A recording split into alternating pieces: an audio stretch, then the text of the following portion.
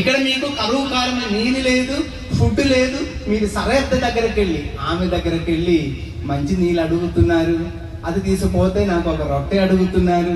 ఆమె ఏం చెప్తున్నారు, నేను ఇక్కడ ఒక 2 కట్టపుల్లల కోసం వచ్చాను, నాకు కొంచెం ఆ యొక్క రాతి కుండలో నాకు ఒక కొంచెం పిండి మాత్రమే ఉండేది.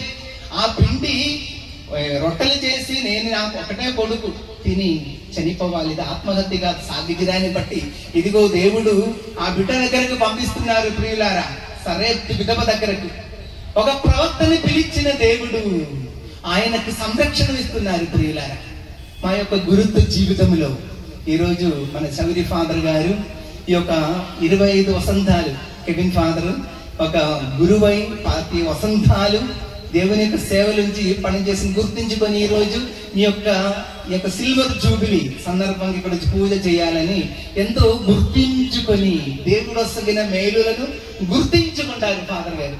బ్లెస్సింగే, గుర్తించుకోవటం ఒక బ్లెస్సింగే, మరిచిపోవటం ఒక పాపమే. ప్రియులారా, మనం దీవెనలు పొందుతూ ఉన్నాం, కానీ వెంటనే మరిచిపోతారు. మరిచిపోకూడదు. ఈ యొక్క విచారణలో మీరందరూ కూడా కార్మల్ మాత యొక్క విజ్ఞాపన ప్రార్థన ద్వారా లెక్కలేని మేలును పొందారు. Is a blessing, forgetting is a curse. మీరు గుర్తించుకోవాలి ప్రియులారా. ఏలియా ప్రవక్తని కరువు కాలములో ప్రభు ఎంతగానో నడిపిస్తున్నారు. కారణం ఏంటి? పిలిచినదెవరు? దేవుడు. అయితే దేవుడు పిలిచిన ప్రవక్తలకు సంరక్షణం, ఫుడ్, బెడ్ అన్ని ఆయనకు ఎక్కడ పోయినా దొరుకుతుంది. గురుత్వ జీవితములు కూడా అంతే.